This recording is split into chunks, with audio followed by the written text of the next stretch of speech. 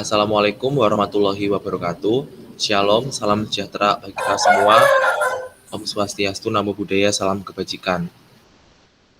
Selamat siang teman-teman dan buat Pak dosen. Di kesempatan kali ini kami dari kelompok 12 dari mata kuliah Kemampuan Interpersonal dan Kepemimpinan kelas A akan mempresentasikan dan mendiskusikan tentang materi teori dan konsep kepemimpinan. Sebelum itu, kami akan memperkenalkan diri. Saya Johnson Yesron Gelora Kasih dengan nomor induk mahasiswa 952-11021. Selanjutnya. Oke, selanjutnya saya Zainul Muafi dengan NIM 10181083. Oke, selanjutnya dari saya, perkenalkan nama saya Ramadan Hari Nurmawan dengan NIM 10211073. Saya Hadijah Rahman dengan NIM 10211047. Dan saya Ulia Ramadhani dengan NIM 10211023.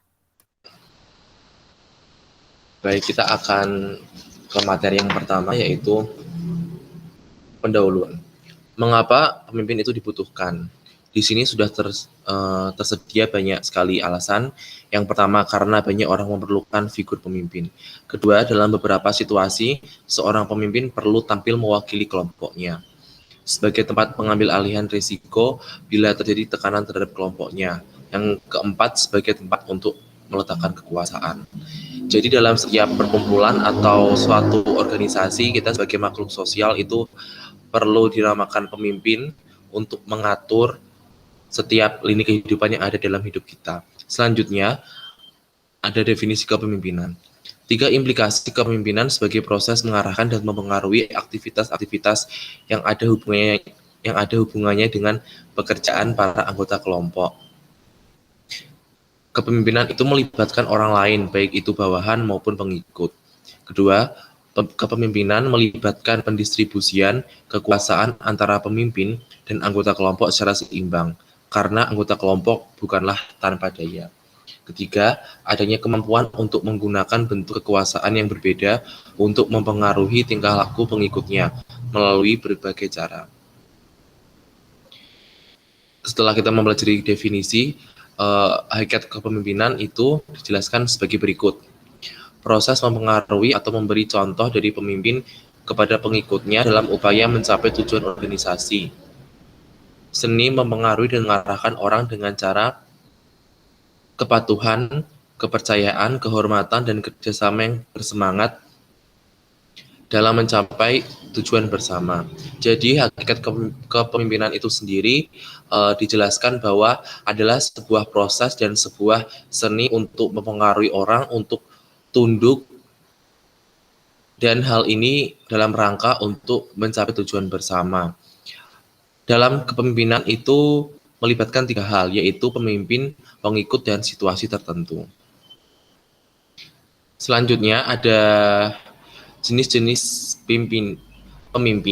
Yang pertama ada pemimpin formal, yaitu terbagi menjadi 3 lembaga seperti eksekutif, legislatif, dan yudikatif. Lembaga-lembaga ini memiliki dasar legalitas diperoleh dari penunjukan pihak yang berwenang, artinya memiliki legitimasi. Dan pemimpin ini adalah merupakan pilihan dari masyarakat yang harus memenuhi beberapa persyaratan. Mereka ini juga mempunyai reward dan punishment. Selain itu juga mempunyai kekuasaan atau wewenang. Informal yang terdiri dari tokoh masyarakat, pemuka agama, pemuka adat, lembaga swadaya masyarakat, guru, bisnis, dan lain-lain. Sebagian tidak atau belum memiliki acuan formal atau legitimasi sebagai pimpinan. Masa kepemimpinannya sangat tergantung pada pengakuan dari kelompok atau komunitasnya, tidak di backup dari organisasi secara formal.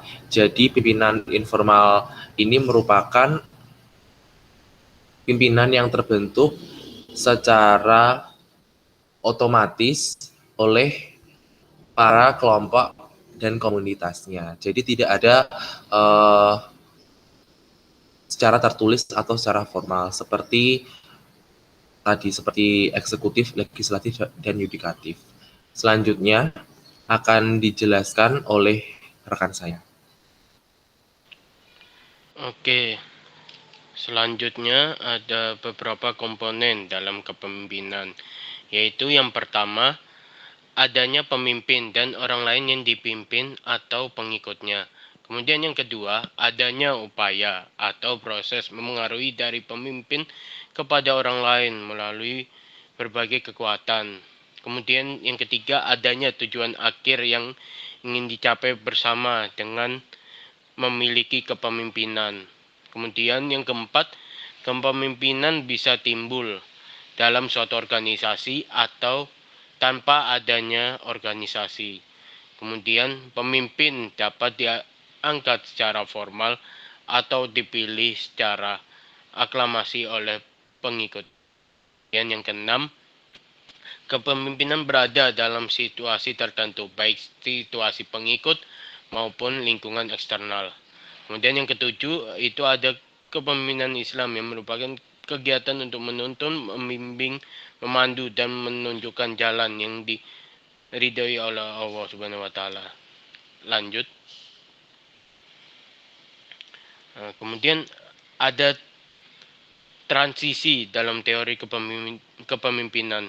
Tidak selamanya salah satu orang itu bisa memimpin sekian lama, pasti dibatasi oleh umur atau masa jabatannya. Nah, agar transisi kepemimpinan ini tetap berjalan baik, berikut merupakan 4 pendekatan yang dapat membuat pemimpin menjadi efektif. Yang pertama, pendekatannya berdasarkan sifat-sifat kepribadian umum yang dimiliki oleh seorang pemimpin lebih besar daripada yang bukan pemimpin. Kemudian kedua yaitu berdasarkan pendekatan dari tingkah laku pemimpinnya.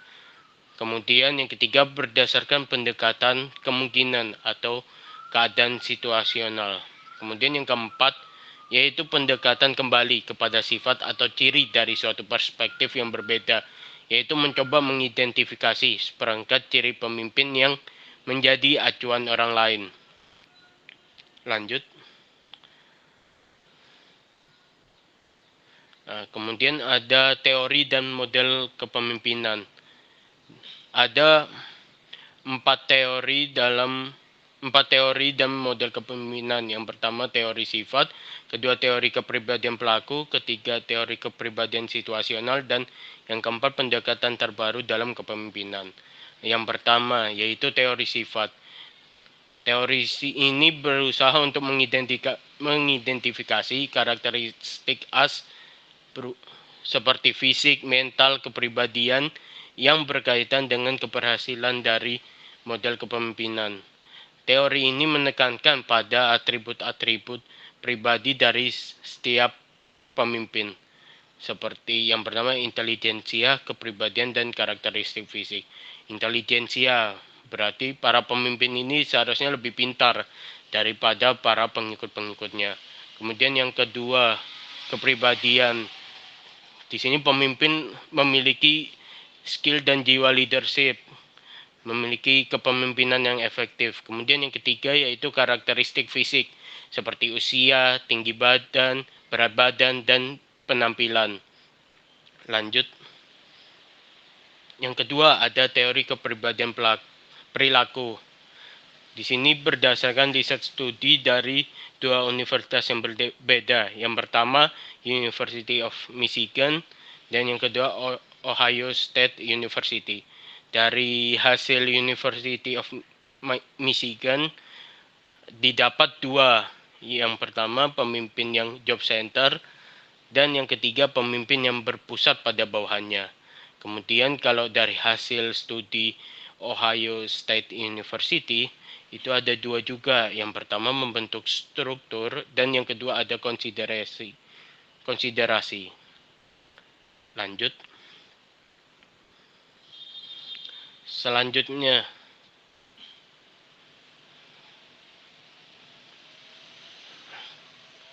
ada teori kepribadian situasional. Teori kepribadian situasional ini merupakan pendekatan terhadap kepemimpinan yang menyatakan bahwa pemimpin harus memahami perilakunya, sifat-sifat bawahannya, dan situasi sebelum menggunakan suatu gaya kepemimpinan tertentu. Jadi kalau di situasional ini itu tergantung dari keadaan yang ada pada saat itu. Bisa berubah-berubah disesuaikan sama keadaannya. Kemudian yang terakhir yaitu pendekatan terbaru dalam kepemimpinan. Ada 3, yaitu teori atribusi kepemimpinan, teori kepemimpinan karismatik, dan yang terakhir yaitu kepemimpinan transaksional lawan transformasional. Lanjut. Selanjutnya akan dijelaskan oleh teman saya. Oke, baik, saya akan melanjutkannya. Yang pertama yaitu mengenai pemimpin transaksional, yaitu pemimpin yang membantu atau memotivasi pengikut mereka dalam arah tujuan yang ditegakkan dengan memperjelas peran dan tuntunan tugas. Yang kedua, pemimpin transformasional, yaitu pemimpin yang memberikan pertimbangan dan rangsangan intelektual yang diindividualkan dan yang memiliki karisma. Jadi, lanjut aja. Kemudian dasar konseptual kepemimpinan perspektif Islam, yaitu ada 3. Yang pertama, pendekatan normatif. Yang kedua, pendekatan historis. Yang ketiga, pendekatan teoritis. Kemudian di sini ada bagian-bagian atau struktur, yaitu tentang 3 dan konseptual dalam perspektif Islam yang tidak harus digunakan. Pendekatan normatif itu terdiri dari bagian-bagian. Yang pertama, prinsip tanggung jawab dalam organisasi, kemudian prinsip etika tauhid, ketiga prinsip keadilan, dan yang terakhir prinsip kesederhanaan.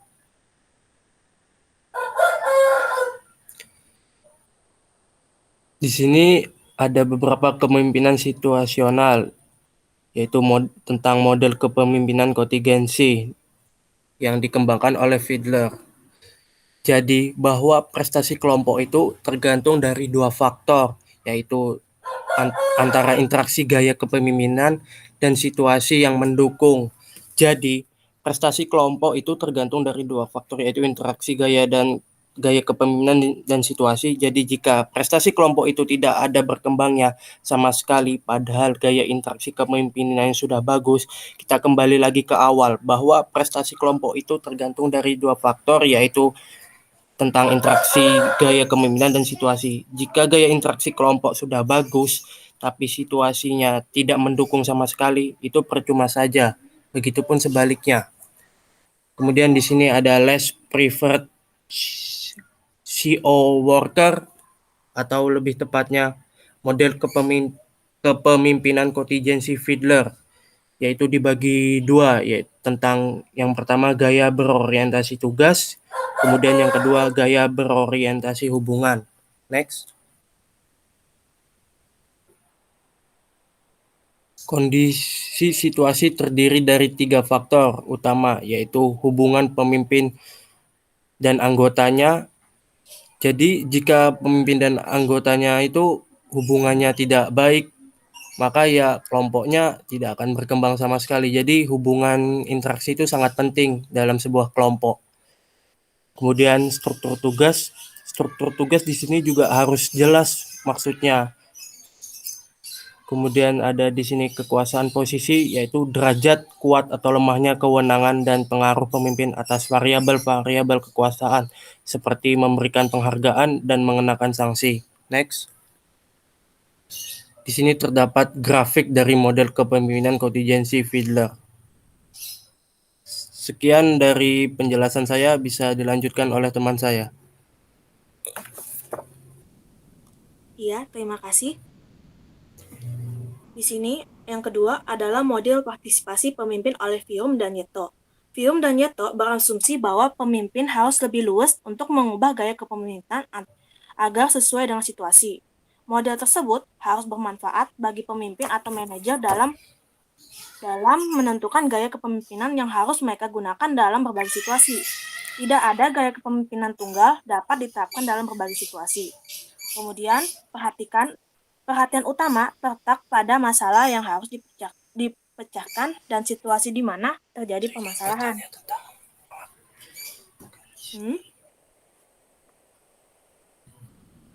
Gaya kepemimpinan yang digunakan dalam suatu situasi tidak boleh bertentangan dengan gaya yang digunakan dalam situasi yang lain. Terdapat sejumlah proses sosial yang mempengaruhi kadar keikutsertaan bawahan dalam pemecahan masalah.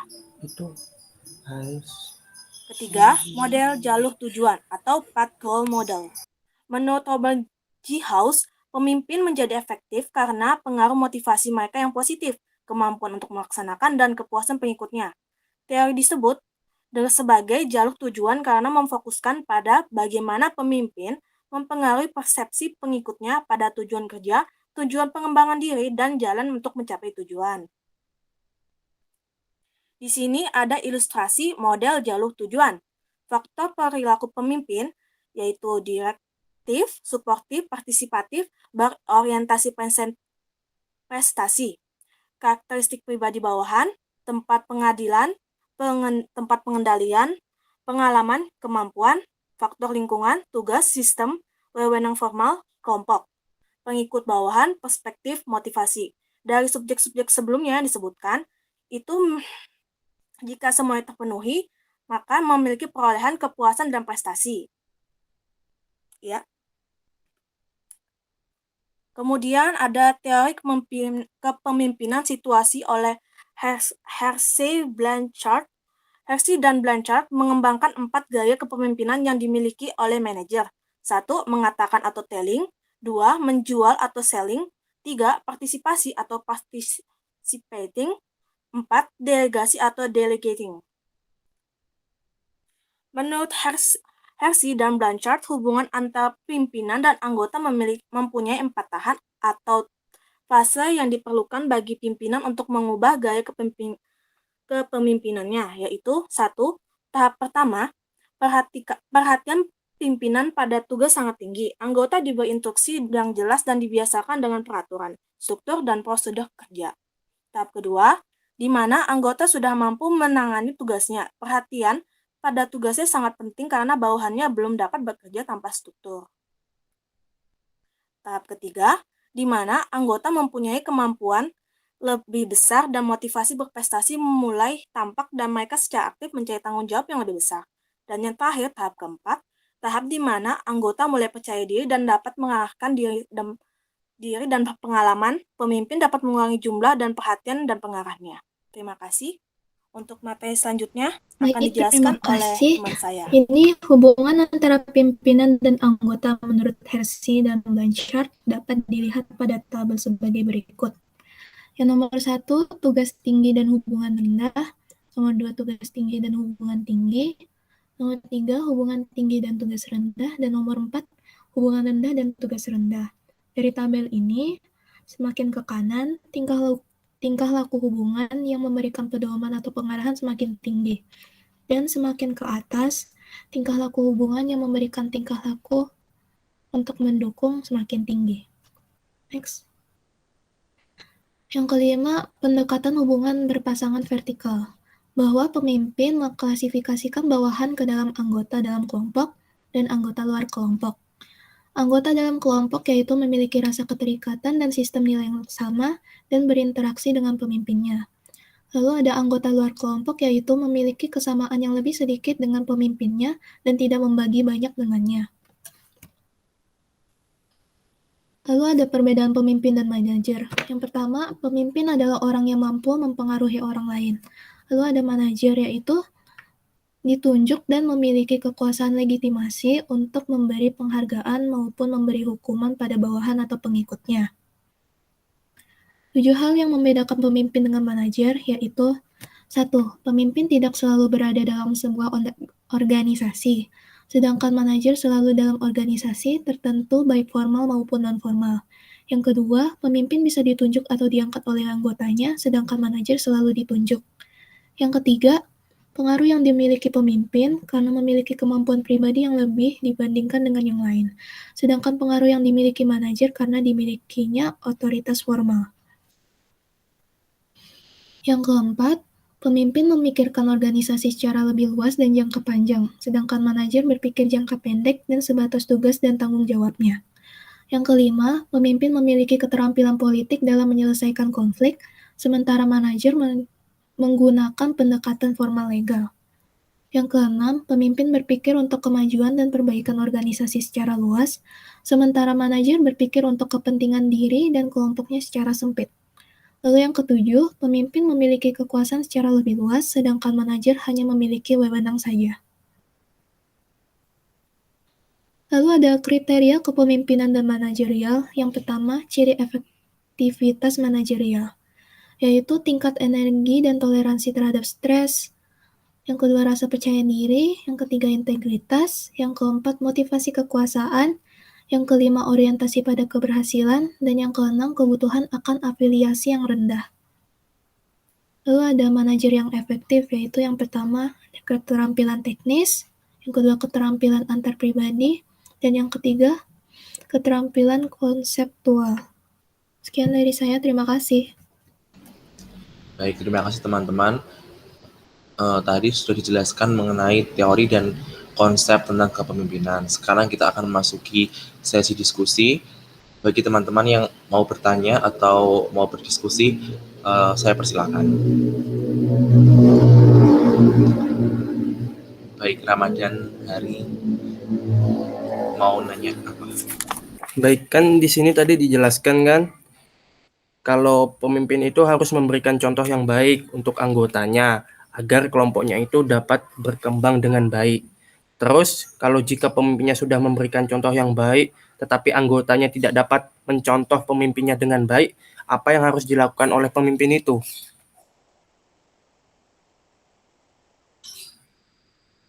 Sekian pertanyaan dari saya. Oke, terima kasih Ramadan. Mungkin dari teman-teman ada yang ingin menjawab. Izin menjawab. Ya, silakan. Jadi, kalau menurut saya untuk kita sebagai pemimpin misalnya udah berbuat baik, tapi anggotanya ini masih belum bisa memberi belum bisa berbuat baik gitu, yang hampir sama dengan pemimpinnya. Nah, disinilah fungsi pemimpin. Pemimpin itu nggak cuma memerintah, nggak cuma menyuruh, tapi pemimpin itu harus bisa membimbing, membina. Setidaknya nggak perlu sama dengan pemimpinnya, tapi bisa lebih baik sedikit daripada sebelumnya. Itu udah sebuah prestasi gitu. Soalnya kan kita sebenarnya tidak bisa merubah sifat orang kan sebenarnya, tapi yang bisa kita lakukan hanya membina, membimbing, dan memotivasi anggota kita gitu, anggota pemimpin itu gitu. Itu jawaban dari saya. Oke, terima kasih Zainul. Teman-teman ada yang ingin menambahkan?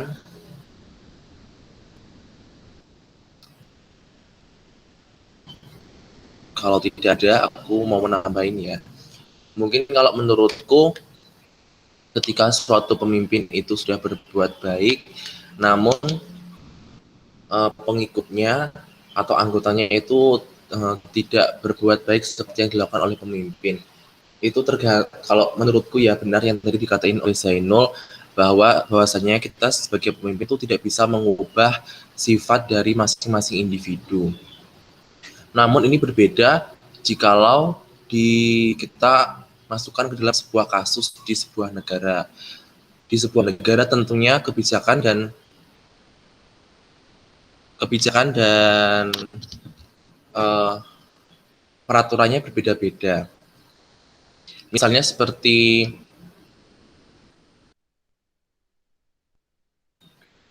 negara Amerika Serikat, yang mana Amerika ini adalah negara demokrasi dan sangat menjunjung tinggi hak asasi manusia dan menjunjung tinggi yang namanya kebebasan individu. Mungkin kalau di Amerika Serikat sebagai pemimpin udah mencontohkan misalnya taat pada peraturan lalu lintas. Namun masyarakatnya bila ada yang tidak mentaati lalu lintas, meskipun sudah ada peraturan atau ancaman-ancaman yang lain, itu bakal sulit karena mereka juga sangat menjunjung kebebasan individu. Namun sebaliknya berbeda jika kita terapkan di negara Korea. Misalnya Korea Utara. Mereka di sana itu negaranya yang sangat otoriter dan sangat memaksakan para penduduknya. Bahkan untuk hukuman saja itu mereka tidak nanggung-nanggung.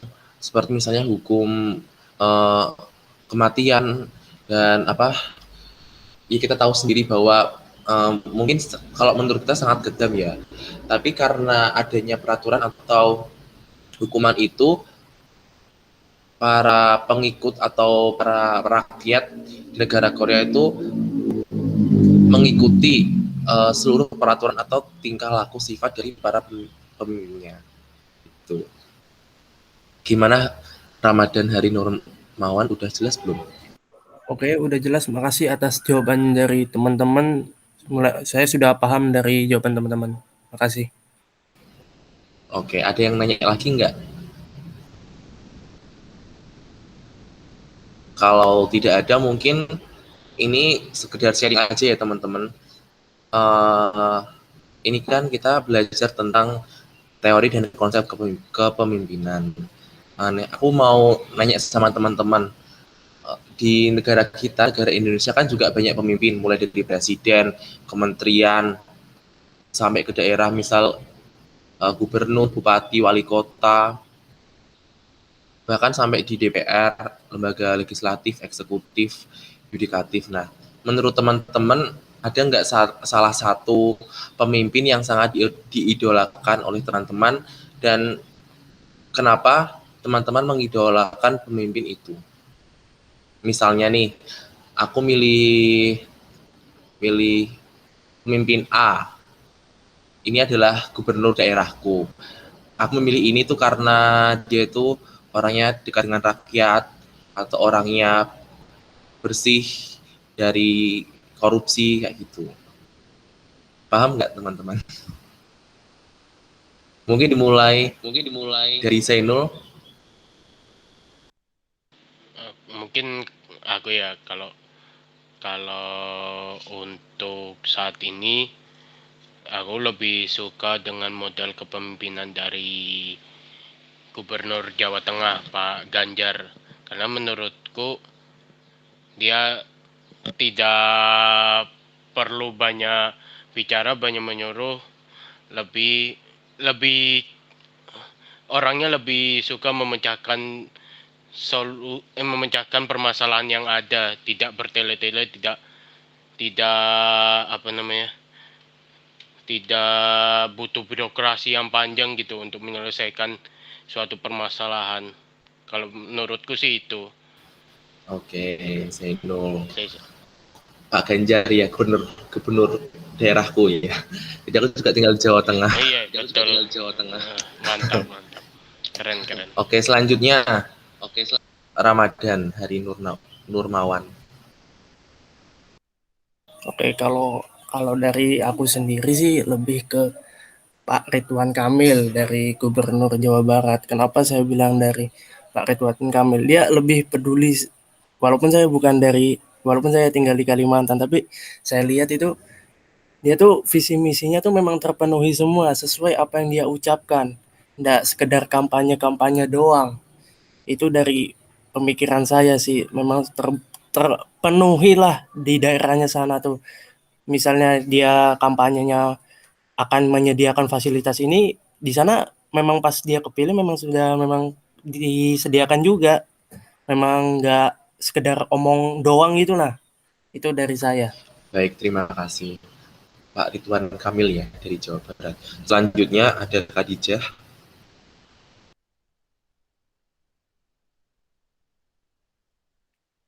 Ya. Ini apakah tidak apa-apa kalau misalnya saya tidak mengambil para pejabat yang sekarang, tapi yang pernah ada di sejarah Pernah. sebelumnya? Bebas. Oke, terima kasih. Jadi di sini saya yang menginspirasi saya yang memiliki pemimpin yang bagus, situ saya pikir adalah Muhammad Hatta di pandangan saya.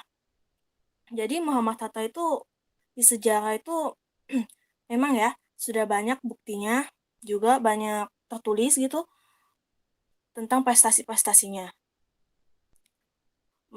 Mulai dari merumuskan teks proklamasi, mendampingi Insinyur Soekarno dalam upacara proklamasi, menjadi wakil presiden Indonesia, juga memperjuangkan Indonesia di konferensi meja bundar.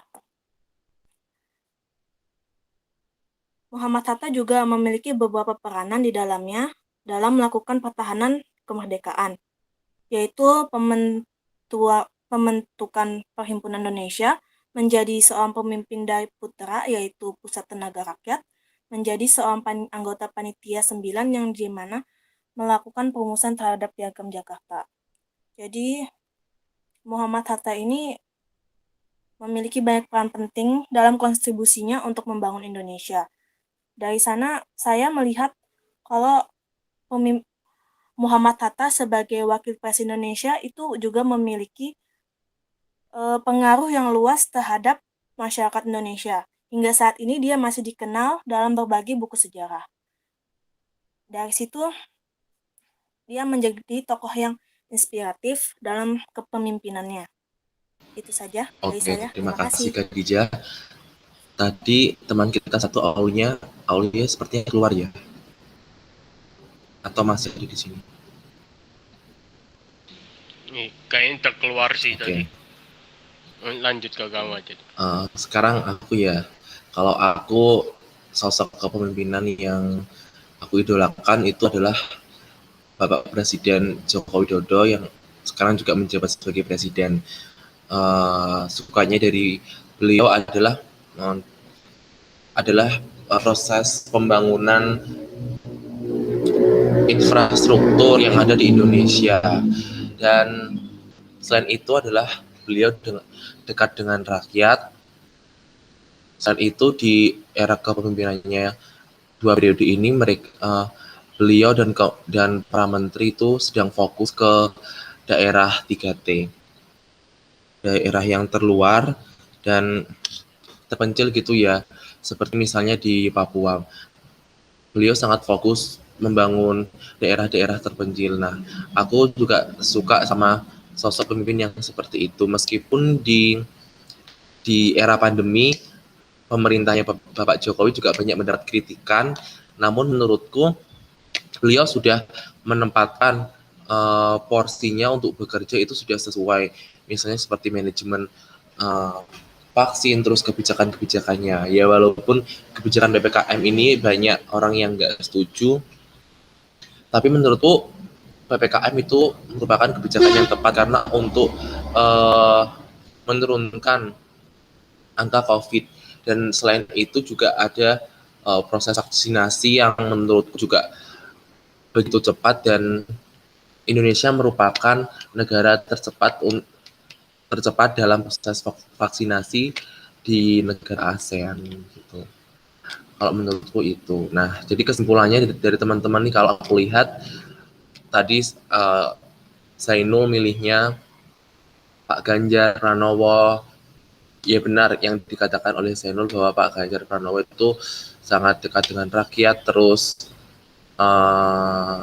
dan bahkan saking dekat dengan rakyatnya itu aku pernah bertemu dengan beliau itu sekitar 5 kali itu ada ya. Kita sebagai warga Jawa Tengah, terus beliau sering berkunjung ke daerah-daerah, ke sekolah, kayak gitu. Dan permasalahannya, misalnya permasalahan jalan rusak nih, hari ini tuh langsung segera diselesaikan. Beliau langsung menghubungi pihak terkait dan langsung menyelesaikan masalah. Biasanya kan permasalahannya itu di daerah-daerah ya.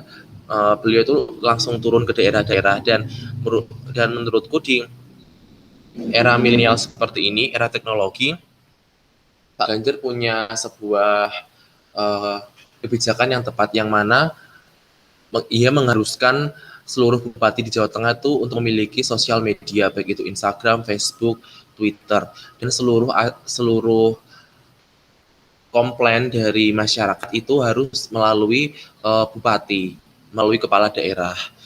Dan jika tidak ditanggapi dalam 1 hari, maka akun kepala daerah tersebut akan dilaporkan ke pihak gubernur. Jadi saya sebagai warga Jawa Tengah, misalnya ini ada keluhan misalnya ada keramaian saat PPKM, atau ada sekolah membuka sekolahnya tapi siswanya sama gurunya nggak pakai masker, tinggal di foto aja, nanti langsung kirim ke Instagram yang bupati, dan itu cepat prosesnya, cuman beberapa jam itu langsung diproses dan pihak sekolahnya itu langsung ditegur gitu.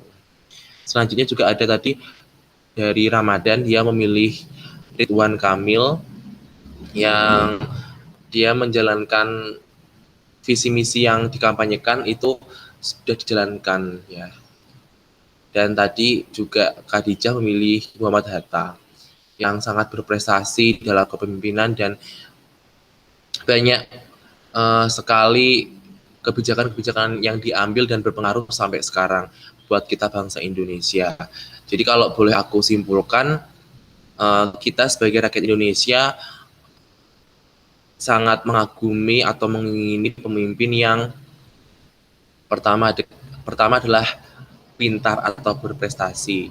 Selanjutnya juga ada dekat dengan rakyat, dan tadi juga ada yang bilang bersih dari korupsi, jujur, dan tadi juga ada yang bilang bahwa kita juga membutuhkan rakyat yang tidak ngomong doang, tapi dapat merealisasikan segala visi misi yang dikampanyekan.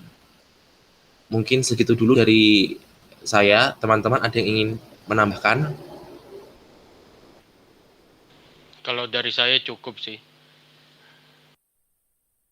Iya, kalau dari saya juga cukup. Iya, sama. Oke, terima kasih. Baik, ini aku tutup untuk sesi presentasi dan diskusi. Semoga ilmu yang kita bahas pada siang hari ini dapat berguna dan bermanfaat bagi kita semuanya sebagai calon-calon pemimpin di masa depan. Demikian, terima kasih atas perhatiannya. Wassalamualaikum warahmatullahi wabarakatuh. Selamat siang, shalom, Om Swastiastu, Namo Buddhaya, salam kebajikan.